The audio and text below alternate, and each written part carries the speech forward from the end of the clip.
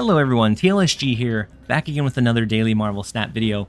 So it was requested that I do a couple of games on the ladder rather than all conquest runs, and I think conquest has a lot more strategy involved, but I do understand wanting a little bit of variety in that content. So today we're going to be testing out the new Spider-Man 2099 in the ladder, on the ladder, and I'm going to give you guys a spoiler. This deck feels amazing. I would use this in at least Gold Conquest, maybe even Infinite with a little bit more testing, but it feels incredibly solid, incredibly viable. It has a lot of high roll, it has a decent amount of utility as well, and overall the deck does what it wants to do very, very well.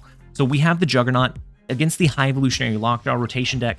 We are most likely going to have a low enough curve that we can have initiative going into turn 3 or turn 4, so we can push their Wasp out of the Lockjaw location, making it where it won't rotate, getting that resource stuck on the board where it's no longer going to be that threat of shifting a free resource into a 20 power unit. A Dr. Doom, an Odin, a Thor, it's no longer going to pose that long-term consistent threat. For the rest of the deck, or for the rest of the matchups, we have Spider-Man 2099 as our utility tool. Sometimes just the threat of that alone or moving that alone will be enough to make the opponent's play inefficiently, but a lot of times we are not going to be leaning on that. That is just a kind of consistency driver for this deck. We want to have a incredibly low curve. Being mindful of Killmonger, we have the Iron Fist and Human Torch. We have Beast to pull back in some of our lower cost cards. Every once in a while, you may pull back in an Iron Fist and 2099 to reuse those again later. That's a very niche, unlikely scenario, but it is a possibility. We have the Cloak, we have Ghost Spider, all of our movement components. This version does not run the Hulkbuster or the Multiple Man, which are common in a lot of movement style decks that are going for that glass cannon. This one doesn't want to go as glass cannon as quickly. It wants to have that big burst of a last turn play while also offering a little bit of utility and just good value all throughout the game by being able to continually play multiple cards onto the board. We're going to keep the deck explanation short, but we are going to go ahead and jump over into a couple of games. I hope you guys enjoy. All right, first up we have Butters. The first location is nowhere, so we can maneuver our cards over there. We won't be able to Ghost Spider them, but we could always Heimdall shift them over into that location. The Superflow gives us additional reach, which is fantastic. I think we start with Vulture probably in nowhere, honestly. Start with it in nowhere. We can pull it out, eventually maybe hit it with a Heimdall. I think that's a good starting play. So they didn't play anything on 2, even though they had 3 energy. So a Storm, a Cyclops is not looking anywhere near as likely. Lemuria comes down, which is kind of interesting. We could do Ghost Spider, we can do Dagger, and then on next turn we could do something like Cloak and Juggernaut maybe? We won't be able to enable the Miles Morales here, but with the additional energy, we will be able to play through the majority of our cards. They do play 2 cards into nowhere. We'll see if we're able to hold it down. We get an Iron Fist, which is decent, which is a decent enabler for something like our Cloak. All right, so we're going to pull the Vulture. We're going to leave Dagger here. We have Cloak enabled. We're going to try to push them out of Lemuria and into the Superflow. That is our ideal. Or if they have an on reveal, maybe we push it into nowhere and we just get the win. But with going into this blind, we don't know for sure. We do push it into nowhere. So if it's an on reveal, it is unfortunate, my friend. So if that's a Storm, if that's a Thor, it's going to be a really... Oh no, they flip into Thor, which is going to be a Thor subject. The Jubilee. It cannot rotate because of the Lockjaw. They already rotated 1 card here. That is unfortunate. Now, they will be able to move them into the Superflow to get some value. And we do get the retreat. This is my problem with ladder games. This is like 5 games in, and I haven't got past turn like 4. And so you have to play it a little bit more aggressively, I suppose. We will go ahead and take the win. I'm going to leave this one in just because that was a fantastic Juggernaut play. It's so tough. Let's go ahead and jump over into the next one. All right, next up we have, we got him. So we start with our Beast, which is kind of a tech that doesn't get used all that much, but sometimes it is just going to give you phenomenal value. So they have the Kitty Pryde. This is either a Sarah counter deck, or it is just a Kitty Pryde bounce style deck. With them playing only Kitty Pryde on turn 2, I have to think that it's more of a Sarah counter deck than anything else. Kunlun is kind of cool for us. We can do some big mind games with the opponent. Let's go Vulture.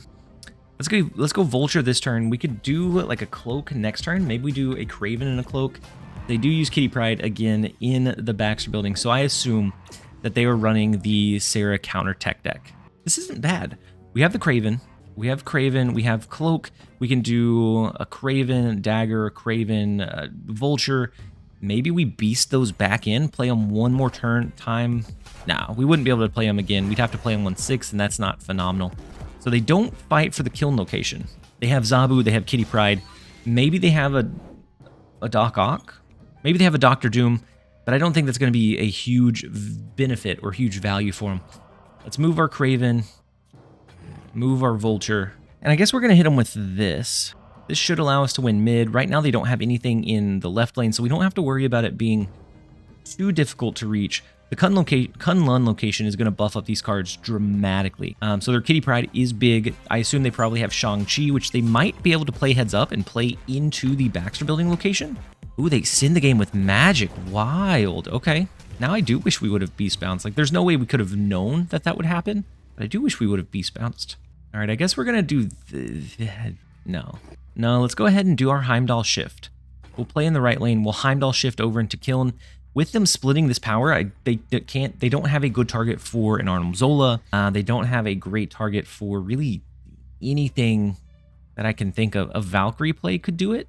A Ghost, a Shadow King to reset our buffed up move cards in Baxter building could do it, could win that location. But then they're also going to have to fight for Limbo, which I think is going to be a lot more difficult than what they might anticipate. So if they're running the counter deck, the Magik is wild. You see so many crazy decks here on the ladder post Infinite. Invisible Woman comes down. I do wish we had the Juggernaut to play again to push out of this Baxter building location. And we finally see Spider-Man 2099. It took us a long time, but we finally found him. We're going to go this. This is going to be our best bet. If they can swing this location, that's fine. We're going to give it to them. We're going to try to compete for Kiln and Limbo as a result. All right, so they do play a lot of cards here. The Shang-Chi comes down into Limbo. Interesting. Not what I was expecting. The Shadow King does reset our cards here, and that does not give them quite enough reach to win the game. The Shang-Chi was a bold call. I'm glad we didn't have anything too large, because it was very close. Had we played anything too big, it would have been able to win them the Limbo location. So kind of wild, leaning in on the Magik for that Sarah counter style gameplay. I like it. I like the cook. We will go ahead and take the 2 cubes though. Let's go ahead and jump over into the next one. See if we can get Spider-Man 2099 at some point earlier than turn 7. All right, next up we have Torres. The first location is Kiln, perfectly fine. We do have Spider-Man 2099, which is decent at getting pushed over into Kiln after the fact. Find a way to win. We also have some phenomenal value and reach in cards like our Dagger, in other cards to get pushed over there with a Heimdall in last turn, or even with just an Iron Fist. So they have Kitty Pryde. They're either running Bounce or like a Sarah counter or a control deck. There's several decks that do utilize the Kitty Pryde right now, and a lot of them that utilize it well. We do get our Heimdall. I'm going to go ahead and do Ghost Spider this turn. As long as we can have enough cards in Monster Island, Spider-Man 2099, his move component would make sure that we win Mojo World. And so I think we're okay with that. I think we go Vulture and Miles. Next turn we could do our 2099, Next turn we could do 2099, allowing us to do Heimdall here. We'll shift Monster, Vulture, and 2099 over here. We'll shift a lot of this power from Mojo World over into Kiln, and I think all will be right as rain. So let's go ahead and lock this one in. I feel confident enough that at this point we would probably snap. The only thing we have to worry... Ooh, they have a Vulture of their own? Interesting. The only thing we would have to worry about at this point would be like a Spider-Man play, a Professor X play in Mojo World. Otherwise, I think we're perfectly fine, and we could honestly avoid that with our Iron Fist by not playing the Iron Fist. But I do like having the additional reach into Kiln. I'm going to put it that they're not running a control element. They do 3 cards into Mojo World. They have the Vulture. Let's see what they go with. Ghost Spider to move their Vulture over. So this is now locked out for now. Cloak, okay, perfectly fine. And then Kitty Pryde. Kitty Pryde will pull back in, but that is not going to be good enough, my friend. We could do, let's do the Heimdall. Iron Fist is going to push him here. Wait, we messed up with the Iron Fist play because Heimdall's on reveal will trigger, and then Iron Fist will go off, right? So in that case, we need to do something like move our Iron Fist and then do Heimdall. That is going to shift these cards over. It's going to shift these cards over, and then Iron Fist will trigger and move over here. We almost messed up with that Iron Fist play. Let's go ahead and go with it. The Spider-Man 2099 should allow us to be able to make sure that they don't win Mojo World, make sure that we win the Kiln location, and then we will go from there. They could have a Heimdall shift to buff up their Vulture even further. It could be a little bit scary, but we'll see. We will absolutely see. They do go with a relative flood. Okay, Heimdall. I got scared for a second that Heimdall wasn't going to push over with the Iron Fist. Every once in a while, oh, no, we didn't play the card there. And so Juggernaut is perfectly fine. He does not push us out of Mojo World. We are able to hold down and retain that win. Even if he had pushed out our Heimdall, we had enough power here that we were able to overcome it. Even if it was a 3 versus 3, we had more power than they did. And so we will gladly take the 2 cubes, getting the solid use out of Miles. My gosh, out of Spider-Man 2099. I keep wanting to call him Miles, but he is not Miles. He's definitely not Miles Morales. Let's go ahead and take the 2 cubes. Let's jump over into the next one. All right, next up we have Fez. First location is the cloning vats. So if we can get an Iron Fist, a Human Torch, a Beast, we can get some insane value here. Now, the Sanctum Sanctorum comes down. We have our Heimdall to shift our cards over into that location, so we get some benefit there. They have a Kraven of their own, though. It's same variant, same background.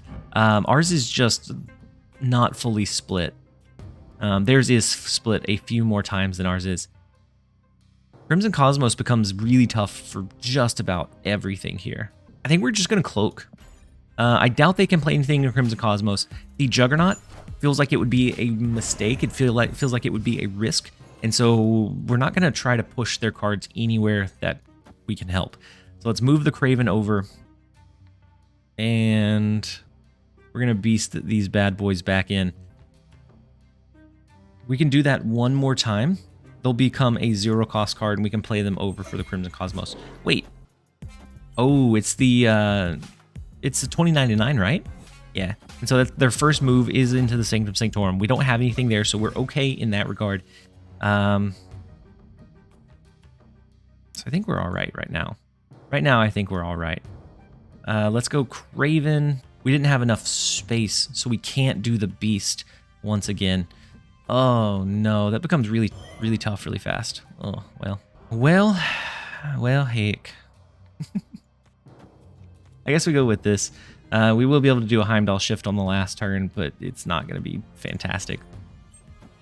I don't think they get much value in the cloning vats, and so we'll see. We'll see if we can overpower them here. A Heimdall for them would go into the Sanctum Sanctorum now, so whatever they play will push over here. Interesting. Interesting. Right now we have the win in the left lane, and so by them committing to this location here, we should just be able to win, right? A Heimdall, no matter what, wins. A Dr. Doom is going to move over here. They could do a Ghost Spider to pull their Iron Fist over, but that's not huge. They could do a Juggernaut of their own. Push from here to here, but then we would win the point differential. We'd just go Heimdall. Yep, they have the Heimdall as well. Their cards are not going anywhere, but their Heimdall will shift because of their Iron Fist. We win the left lane. We win the Crimson Cosmos, and all is right with the world. All right, next up we have Thor 1H. Starting off, we have our Dagger, Vulture, Ghost Spider. So we have some great early enablers. We also have Kraven now. And so let's do Kraven. Let's do it into X-Mansion. I didn't think we'd do something like a Vulture. On turn 4, we could do both our Dagger and Ghost Spider, pulling one or the other depending on what we feel like we need to. So let's go Vulture here. A 2099 would be pretty good at taking out like their Kraven, potentially their Dagger. Maybe we can get some benefit from it. We don't know what kind of deck they're running otherwise. Multiple Man is wild. Wow. Do we think Craven or Dagger is the bigger threat to us? I'm gonna go ahead and say Craven. That's just like Craven. We're gonna go. We're gonna do 2099 into X Mansion. We have the Ghost Spider to choose if we want to destroy a card in the left lane or the right lane after this turn. No! Okay, it chose for us. Well, the Juggernaut does immediately destroy their Craven, which is what we were going for. But just, they made the decision for us. We didn't have the opportunity to make that call. Let's go Iron Fist, Dagger, Ghost Spider. We'll pump up this right lane. We pump up this right lane quite a bit. We do cap it out, but we're threatening a Heimdall. We don't have Heimdall right now, but we're threatening that possibility, that possible play line. And so they did play Iron Fist. They could have 2099 in their arsenal, but we'll see. We'll see if that's what they have, and where it goes if that's what they play. We have Juggernaut for the last turn of the game. If we don't get our Heimdall, they do have the 2099. It destroys our Craven. I was hoping for the multiple man. The Craven, it's only fair though. It's a tit for tat. They destroyed ours. We're gonna destroy theirs. I guess we destroyed theirs, and then they're gonna destroy ours. So if they do a Heimdall, highest power play here is the 6. We can make sure that we outvalue them here. We're gonna Juggernaut whatever they play. So if they do the Heimdall here, we win here. If they do Heimdall here, we win here. We should have this one, I think, relatively locked down. The Heimdall play in Monster Metropolis is what I assume comes down. We push it over into X Mansion. That is going to push the rest of their cards. But since there are no scaling cards in that middle location, we should be able to win the left lane even after the fact. They're going to tie us for the highest power card, but then we have a little bit more value than what they do. We win the right lane. We win Monster Metropolis pretty heavily. And that is move versus move. We will take the 2 cubes. Let's go ahead and jump over into the next one. All right, next up we have Yo Woody MJTTV. So the first location is Dream Dimension. It's going to make our turn 5 play a little clunkier, but we don't have anything that's 5 cost. So we should be able to play at least 1 card regardless. They have a Howard the Duck. Interesting. Some interesting brews post-infinite on the ladder. We have Craven. We have Spider-Man 2099. The Cloak, the Juggernaut, all fantastic for us. I think we're just going to do Craven into Kiln for now. With the Howard the Duck, for whatever reason, I'm thinking a potential Living Tribunal deck, which is probably not the case. Howard the Duck can be used in a couple of other builds. That's the one that just gets me the most. Let's go Human Torch here. We go Ghost Spider into Kiln. We're going to double up our Human Torch. We have 1 more turn to play this one. If we eventually do a Heimdall shift, we'll push these out here. We'll push more power from here over into Kiln. And I think we get a lot of added benefit that way. So they do play 1 card into Kiln. We could always do a Juggernaut there on turn 4 as well to push out whatever they want to play from that location. So they have Jeff the Baby Shark. What kind of deck could they be running? Howard, Jeff. Galactus seems viable. So if they do a wave, we definitely have to be cautious. I like the idea of doing a few kind of last turn mind games on the opponent. We're gonna do Spider-Man 2099 in Dream Dimension. Next turn we'll be able to do our Cloak. We could actually do Cloak and Iron Fist on turn 5, unless they do a wave. Wave is gonna make it unfortunately not possible. So let's go with the Juggernaut. We have initiative here. Juggernaut solves our problems. Juggernaut moves the Galactus, which I imagine this is Galactus. A lot of people I see try to use Howard the Duck in a Galactus in like an Iron Lad Galactus build to get a better insight into when they should use those cards. But with initiative, I think we're gonna be able to stop it. I would snap, but we want to see this one play out. And so we're gonna push their Galactus over into the Dr. Doom. No, I was so confident too. I feel so awful now. We were so confident about that play. I had no doubt in my mind that that was what we needed to do. Ugh. Okay. Well, an Odin would be pretty big. Is that what they go with, an Odin? 4 more. We're gonna push our dagger over, so that's perfectly fine here. But the question, actually, no, instead of stacking here, let's stack over here. We'll do these. The Iron Fist would be enough to give us a little bit of a lead here if they don't play anything else. If they play an Odin, then we'll have this lane and this lane locked in. Go ahead and lock in this last turn play. Is it the Odin? It is the Odin, and that is not going to be enough, my friend. We have the Iron Fist. We have the additional reach from our dagger sneaking over into that middle location. We have the Kraven and the dagger both buffing up dramatically here. The Miles Morales, the cloak, to give us the enough power in Murder World to come over the top. And we will grab the 2 cubes. Let's go ahead and jump over into the next one. All right, next up we have Gwent Refugee. We start off with the Iron Fist. We have Dagger, Ghost Spider, Juggernaut. So we have some really good low-cost, low-curved cards. Let's go with Kraven into Hellfire Club, and then we'll kind of navigate from there. Kraven is going to be in our central location, so like pushing cards over, maneuvering cards is going to be pretty good. They have the Master Mold, and so we're not going to draw here, unfortunately. Mojo World is also a little bit difficult. Oh, this Juggernaut is from the Camp Lehi. We'll take it. We'll gladly take it. Let's go Dagger. We'll go Iron Fist in Camp Lehi. And then we'll navigate from there. So whatever we play next will move. We could always potentially move their last card from Mojo World out with the Juggernaut play. Could be a pretty decent one. I get the Korg disruption, but it always stings just a little bit when you immediately draw into that rock. It always just adds a little bit of salt, or I guess a little bit of rock. It rubs it into the wound. I guess we're going to do this. We will be able to draw as long as they don't have like a Black Widow or somehow re-trigger their Master Mold. We'll still be able to draw on this next turn. We're going to move our Sentinel over into the Kraven lane. Ugh. And then we have our second Sentinel over here. This is going to enable our Miles Morales. We have Juggernaut potentially, and then 2 more rocks. Knowing our luck, that is what we're going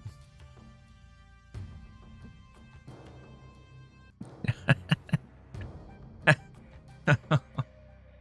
Oh, I have to laugh or I'll cry. All right, let's go Miles Morales here. Kind of want to do Ghost Spider and do something like this.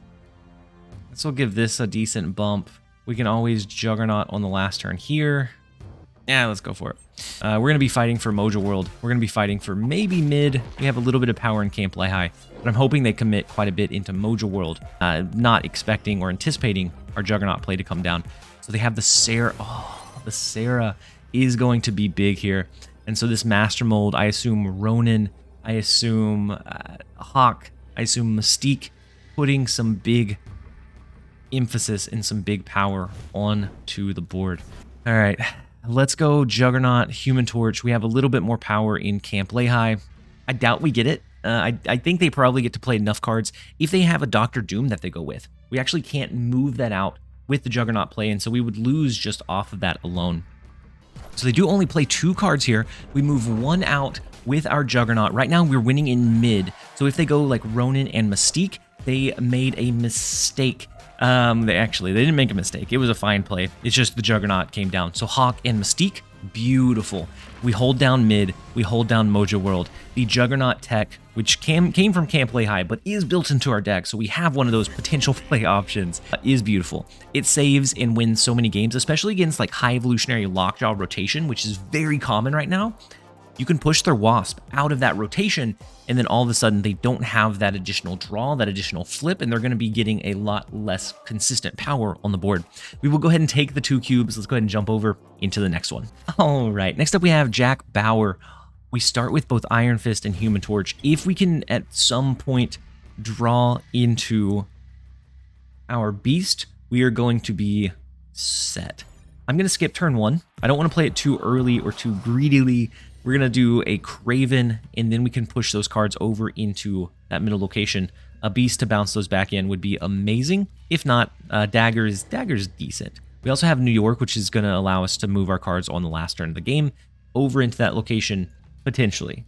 There's a good chance that they Reality Stone that location after seeing that we have movement come down.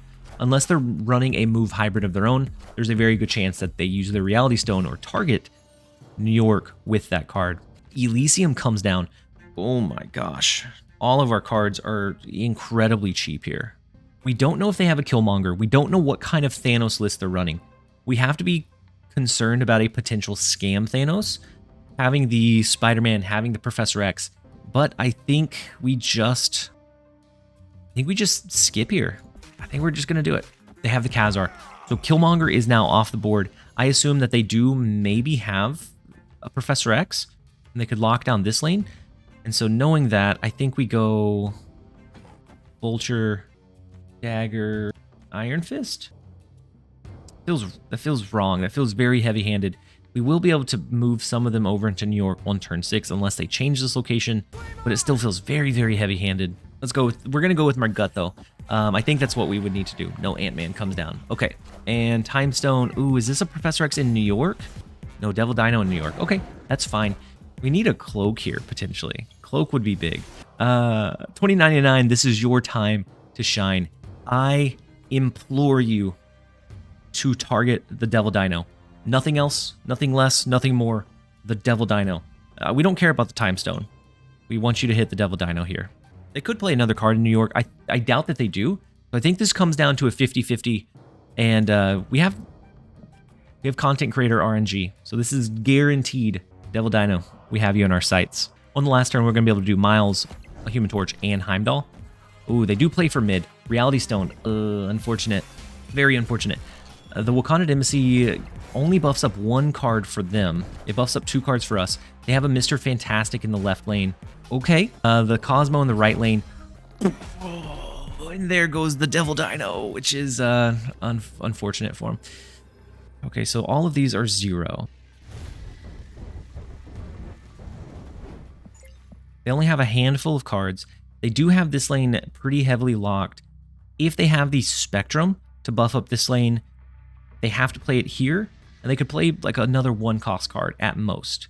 So this is going to be 7, 8, 9, 10, 11. I think this loses, but I do want to see this one play out.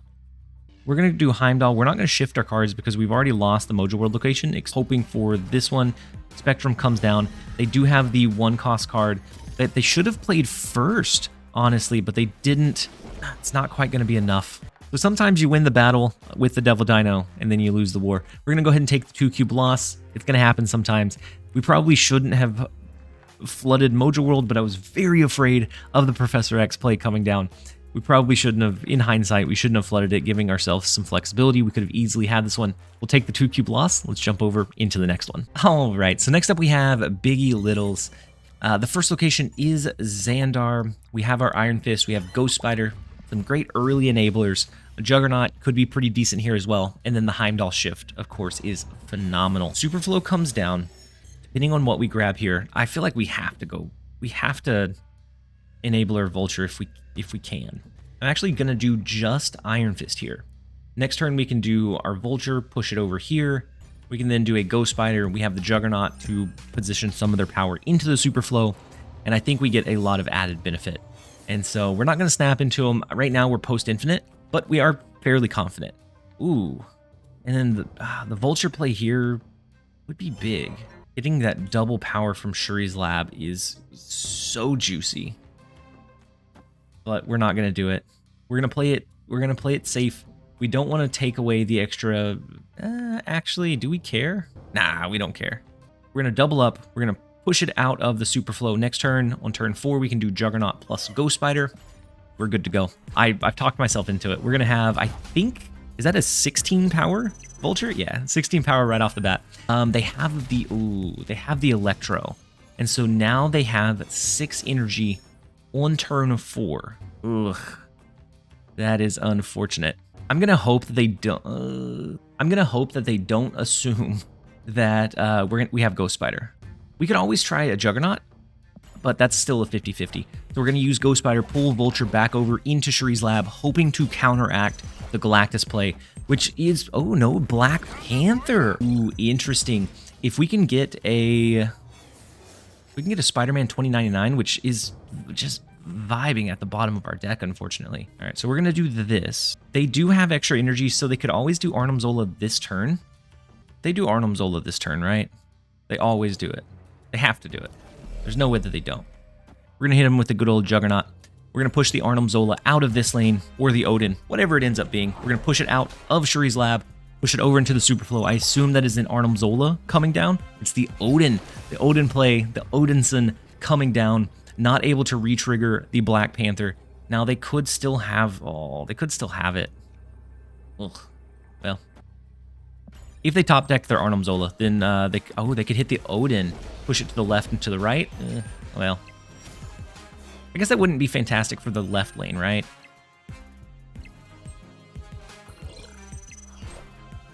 Kang. Okay, we can deal with Kang. You don't see Kang all that often because he gives you incomplete information.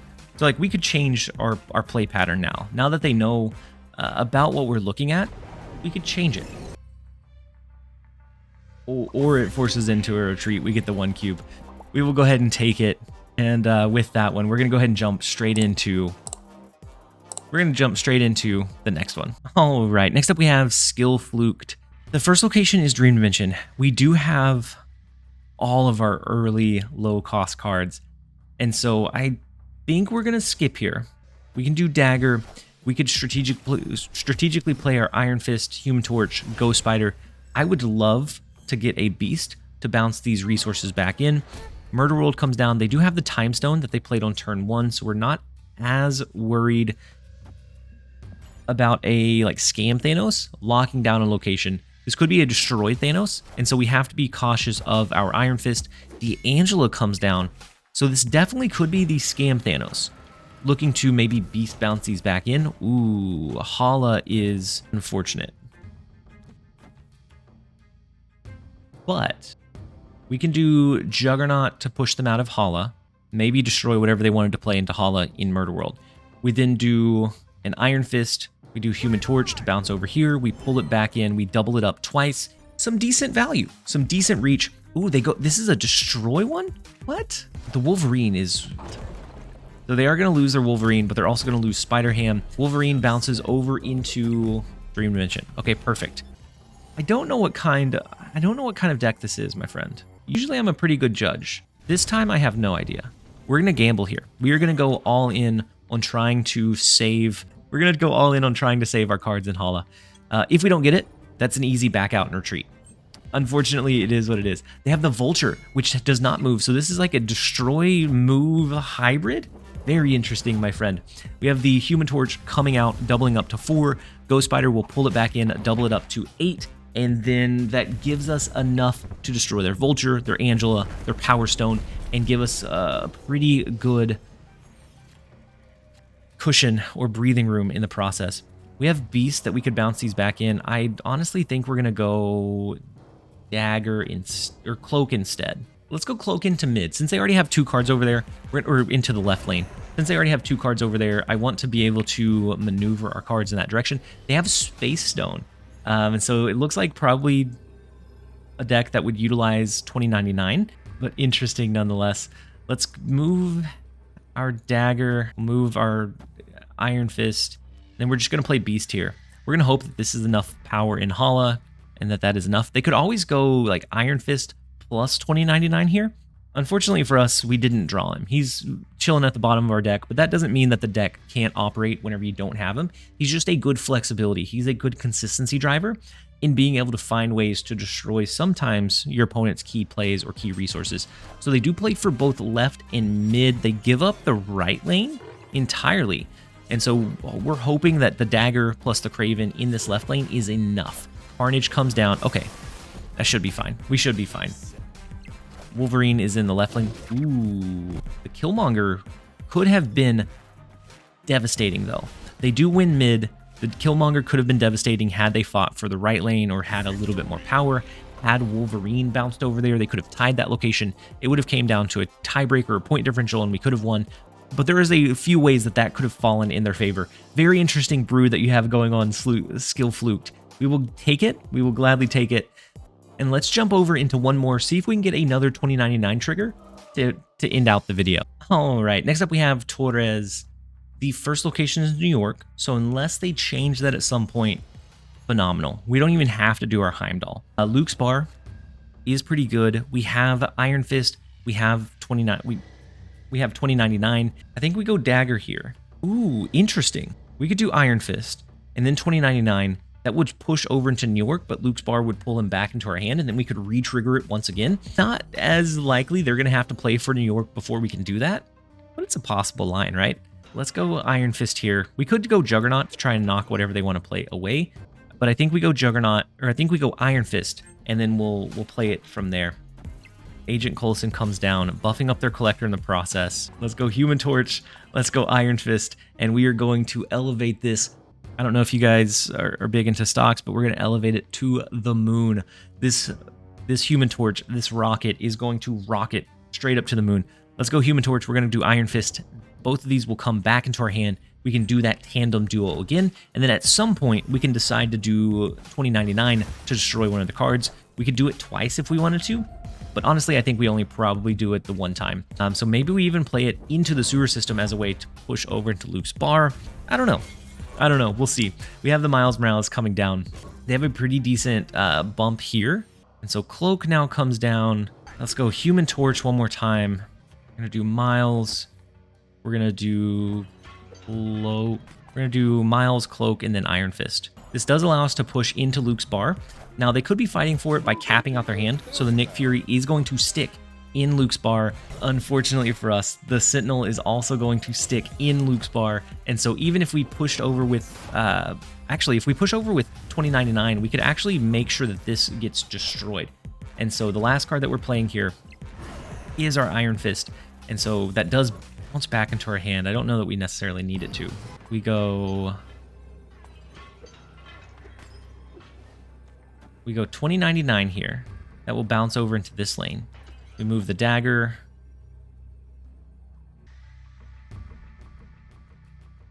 It will bounce over into this lane, destroy one of their resources. We move the dagger, Spider-Man, Cloak, and then for giggles, we go with this. This doesn't move it into New York. It doesn't move the Human Torch into New York, unfortunately, but it gives us a pretty decent reach. I think Luke's bar is going to be a surprise win for us against their Nick Fury play, depending on what resources they got from the Nick Fury play. Let's see what they have. The Hulk smashes down in the sewer system. We have 2099 jumping over into Luke's bar. It's going to take out the Nick Fury, furiously taking it out. We have the Luke's bar win.